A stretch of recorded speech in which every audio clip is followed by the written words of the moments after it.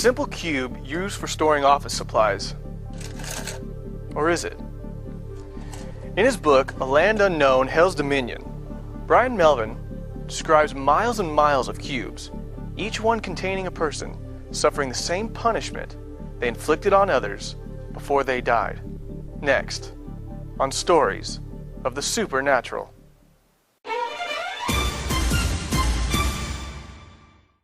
In 1980, I was a rough and ready kind of a guy. I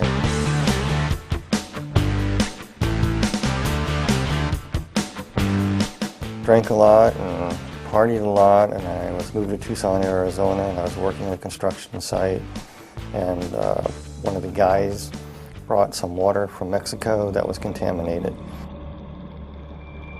and I ended up drinking it by accident. Got real sick, contracted cholera, and within about 72 hours I was flat on my back and basically dehydrated. That's when I passed away.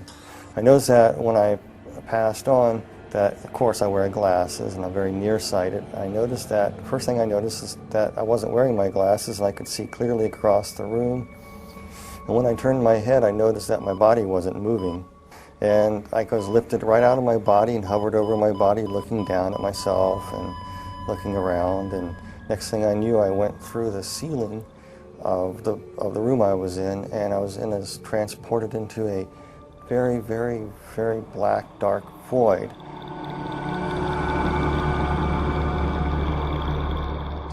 I could hear like somebody speaking to me, like telepathy.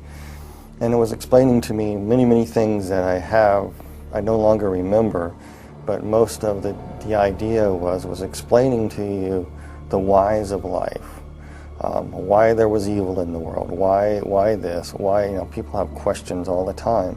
These were being answered to you as you were being transported to this light. And time you got to where the light was, you knew what happened, you know what's going on. You know what happened, you know you died, you know you're going to be judged, and everything as you're traveling, it's made so clear to you that what's happening is perfectly just and right. Oh yeah, I was going through the darkness and I was approaching the light there, and I noticed that on this rock, it was a big huge boulder right out in the middle of this darkness, and there was a person sitting on a throne. And the individual that was sitting on it was emanating light, very, very powerful, bright light.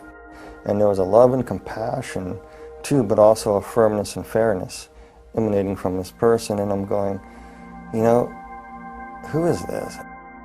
And the basic question that was coming to me through this thought was, look what you have done with God's gift.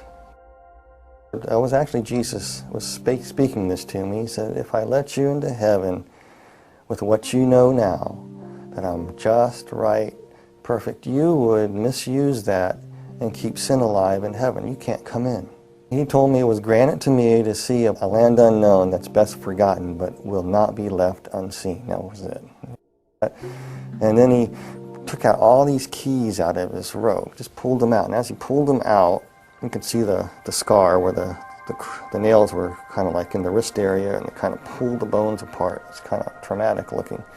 And he had these keys, and the keys were odd shapes and design. And he walked over to a place, and he stuck this key into this, looked like a gate. And a door opened. Then the veil came over, and it was dark again. I couldn't see it. All I could see was the Lord. And I was being moved toward this door, and I went through that door into a void. I mean, a tornado vortex. It was just going round and round. It was a tunnel, spinning horrendously around, just roaring and roaring and spinning and spinning and spinning.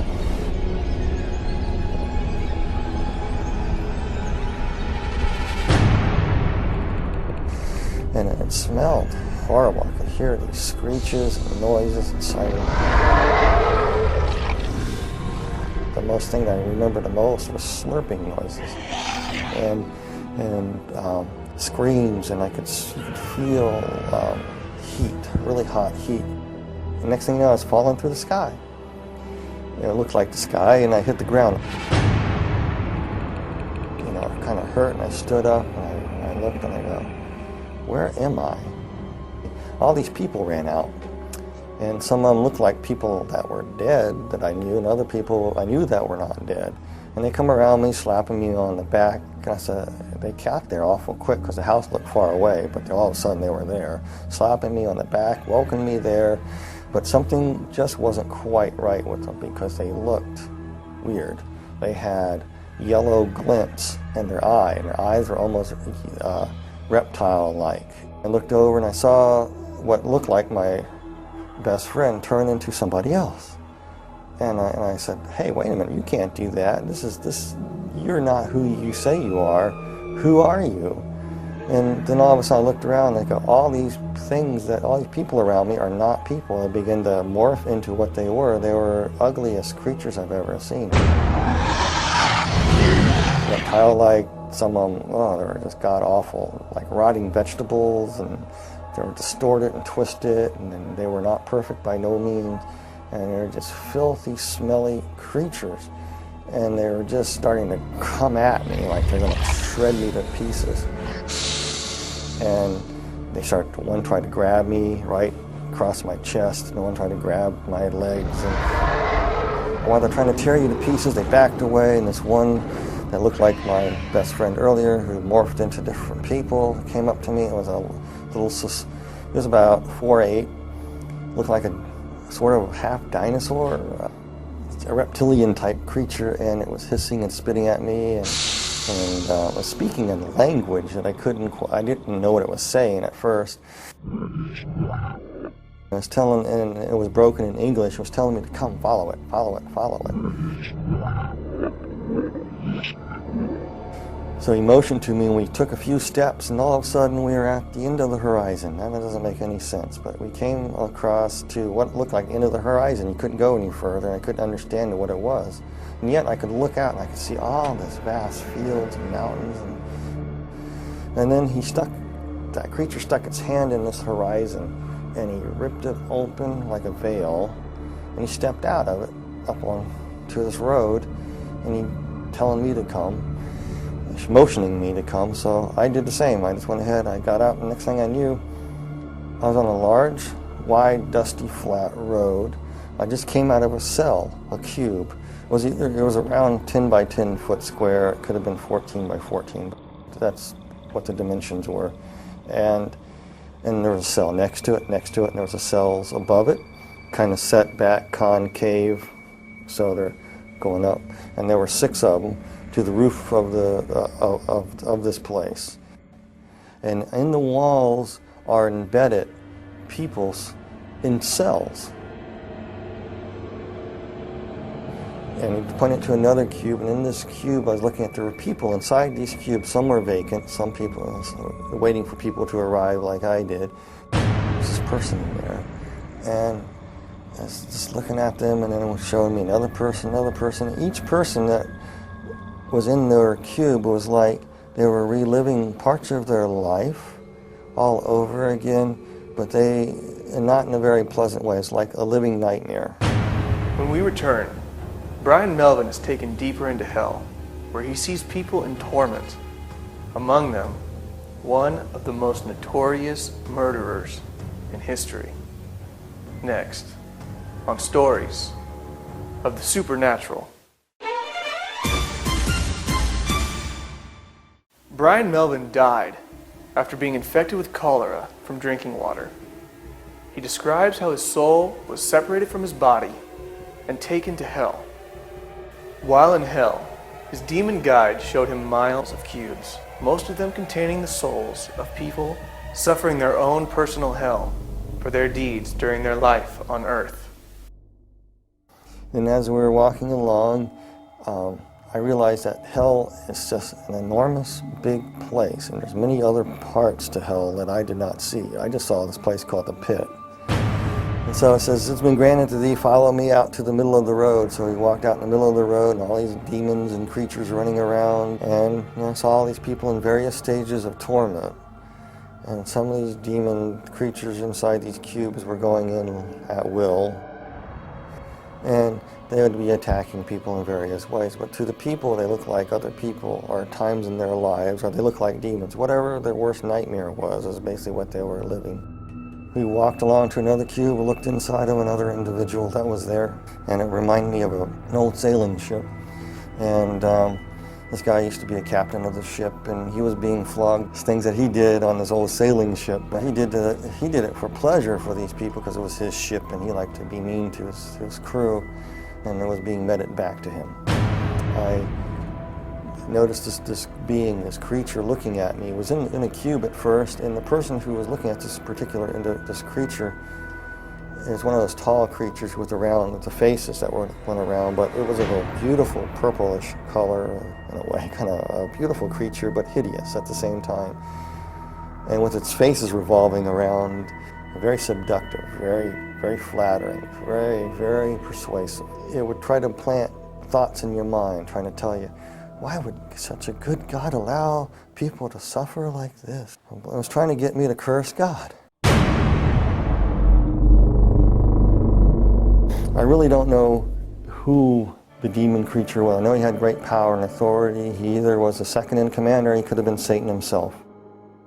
This one vortex was spinning, and a lady that had just died in a car wreck came through, and she was deposited right there. And I saw her as she arrived, and inside her cube, she saw it as the illusion of her grandmother's farm, her grandparents' farm that she loved so well as when she was growing up. And her grandmother recently passed away too, so she got in this cube, and immediately she thought she was in heaven because there was a grandmother waiting there welcoming her. The grandmother that was actually a demon that gave the illusion of being the grandmother said, "Dear Pudding, you made it to heaven. I'm so glad you're here." And she really thought that she was in paradise. But there was a darker side to her. She would make her children be what she wanted. Her children wanted something else. She wanted them to be this. And if they didn't do it her way, it was the fist. It was verbal abuse. It was cutting down. So as she sat down, I was watching it, and the tree's limbs just grabbed her. And then she realized she was not in paradise. And as we passed some cubes, there were people inside, and they were trapped in flames. And it was like their skin was still intact, but they were burning. And there was an individual, and he was playing pool. And this guy was a child serial killer, but he lived in the 1940s. But he was in this pool hall playing this pool before the punishments would commence again. He thought he had a break. And then these people in there would torment him and come and run and just grab him and tear him up. And out of the sky I could see this big demon coming down. It reminds me of a snake. He just gobbled him and swallowed him. Then all these other little demons came up and said, that's no fair. We didn't have our chance with him yet. Regurgitated him back up. He was whole. I know this sounds really bizarre, but that's what happened. Then all the other little demons, little teeny things, about 3 foot tall, just jumped on him. And he was powerless. And they were beating him and clawing him. And there was no rest for this guy whatsoever after that. It was constant torment. Everything that he ever done was being justly put back to him. I came to a cube, and I was looking at this, and this was a woman. She was dressed in fine garb. She was a temple prostitute, basically what it was. And she was somebody who died in Corinth around 69 AD. For a price, she would have a newborn son. For some reason, their religion was some strange thing. When you have a newborn son, you can offer it into a statue, and there's flames underneath the statue. You put the baby on the statue, and basically the baby would be cooked. And here she is in this temple. There was no let up to her torment. It was almost like all the little babies that she burned that were hers and other people's were tormenting her, mocking her, pouncing on her, just crawling and tearing her up. And she just screamed, and I had to turn away and walk.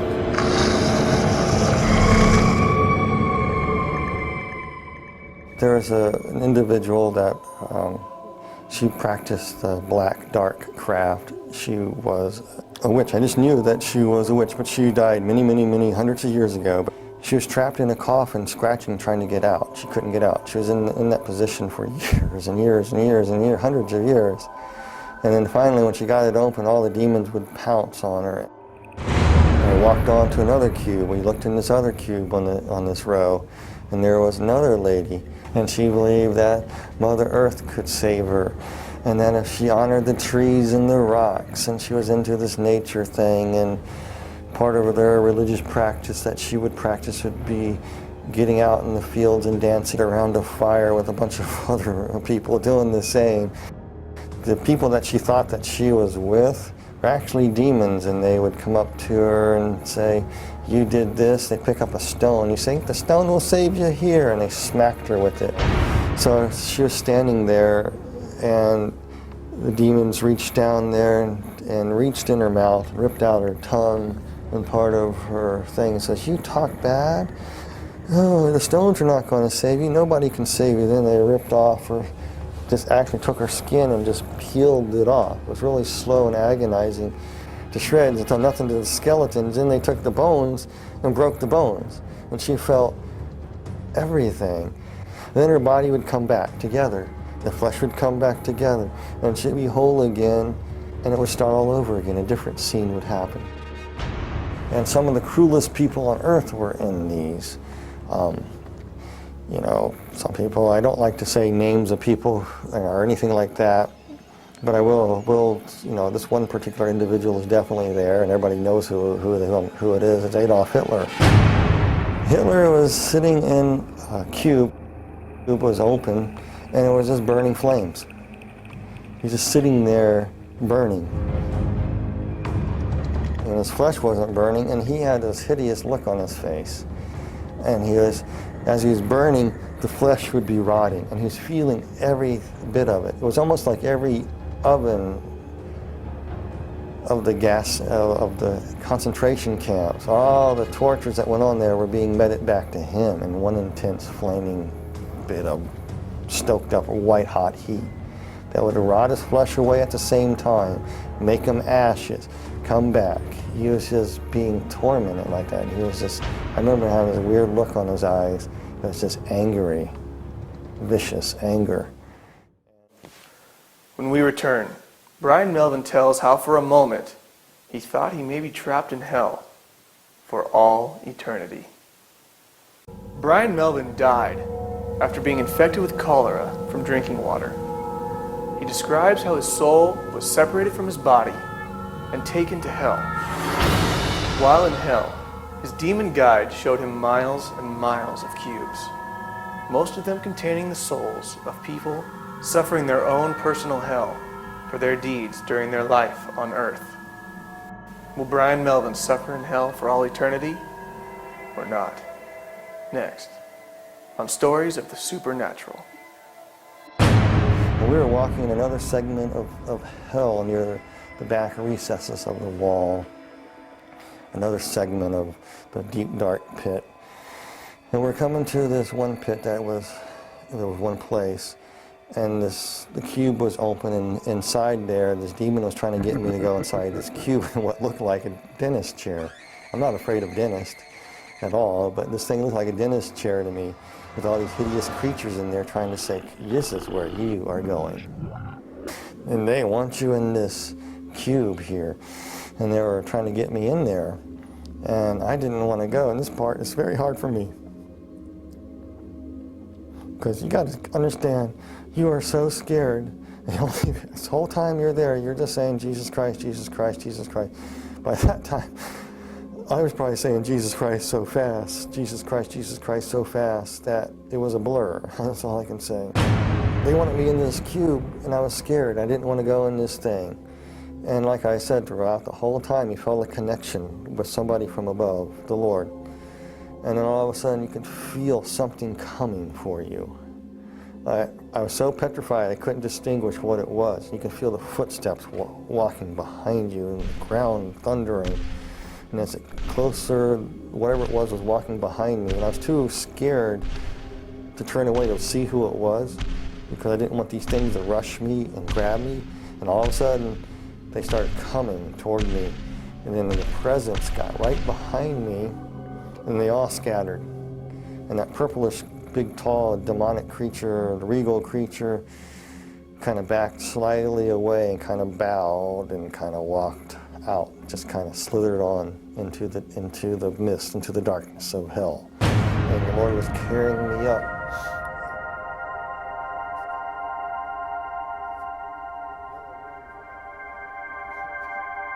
And I knew who it was Jesus. He picked me up.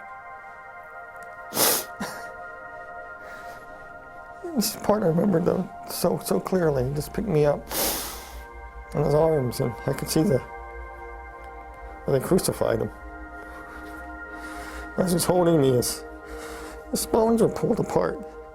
He's saying, you pulled apart my bones. And he carried me. And kind of floated through the air and went through the center of the bottomless pit. I went straight up. I remember bits and pieces of being taken to a hospital and waking up in a hospital room. And nurses poking me. And when I woke up out of this thing trying to breathe, I grabbed the doctor and said, I'm not in a cube, am I? I better not be in a cube. And the doctor says, no, you're in a hospital. And from it, I was no longer an atheist. There was a God, there is a heaven, and there is a hell.